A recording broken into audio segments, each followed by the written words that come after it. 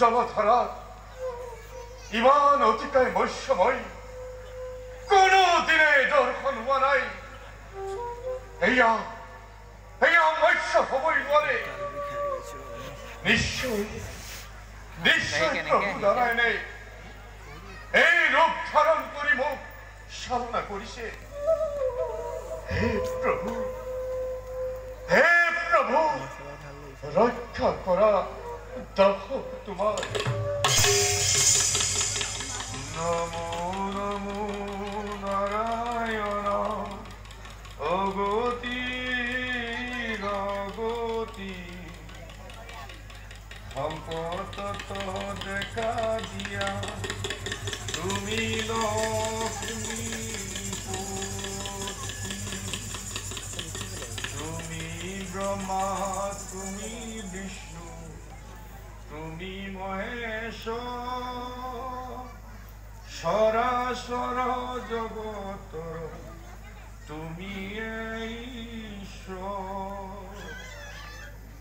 হে বৈশ্য রাজ আপনি প্রকৃততে বৈশ্য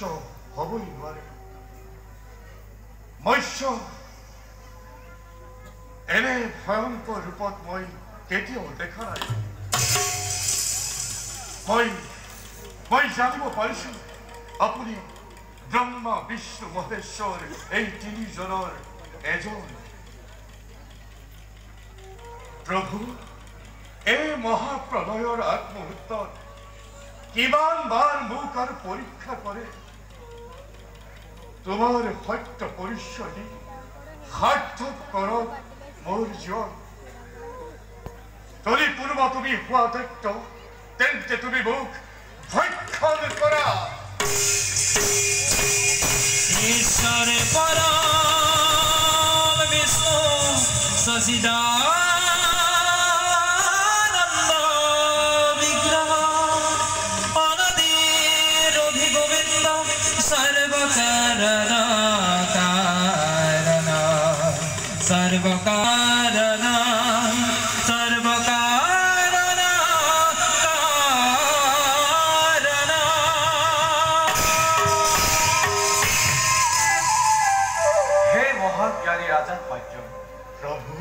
আমি তোমার আকু পরীক্ষা করিল আমি বিষ্ণু প্রভু এই বৈশ্য রূপ কিয় আপনি ধারণ করিলে শোনাম রাজা সত্য আজ কাল রাত্রি আজ শেষ রাত্রি পৃথিবীর মহাপ্রলয় আরম্ভ হব সাগর জলধারায় সমগ্র পৃথিবী ডুবাই পেলাবে এই পৃথিবী তোমার বাহিরে আন কোনোই যায় না লক্ষ্মী হয় দৈত্যক স্বজন করি মোর সৃষ্টি নষ্ট করিব বিচাৰিছে সি ইতিমধ্যে চাৰি বেদ হৰণ কৰি আনিছে তাক তাই একে আকৃতিৰ প্ৰাণীয়েহে নিধন কৰিব পাৰিব সেয়েহে তাক তাৰ ৰূপ ধাৰণ কৰি নিধন কৰি আৰু পুনৰ মৎস্য ৰূপ ধাৰণ কৰি চাৰি বেদ উদ্ধাৰ কৰি প্ৰভু এই মহাপ্ৰলয়ত আমি কেনেকৈ জীয়াই থাকি শুনা ৰাজা সত্য মহাপ্ৰলয় আৰম্ভ হোৱাৰ আগে তোমাৰ কাষলৈ এখন ডাঙৰ নৌকা পঠিয়াই দি তাতে তুমি যি পোৱা তৰু তিন্ন পশু পক্ষী পাছৰ কল্পত স্বজন কৰিবৰ কাৰণে নৌকাত তুলি ল'বা এই মহাপ্ৰলয় 7 দিন 7 ৰাতি থাকিব আমি হয় দৈত্যক নিধন কৰি মৎস্য ৰূপ ধাৰণ কৰি তোমাৰ কাষলৈ আহিম আমাৰ মূৰৰ ওপৰত এটা ডাঙৰ শিং দেখিবা তেতিয়া বাকীয়ে আমাৰ সিংহৰ সৈতে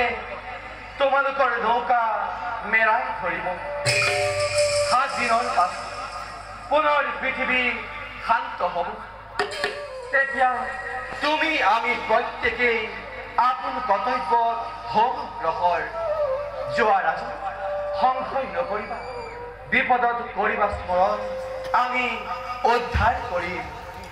ভাল প্ৰভু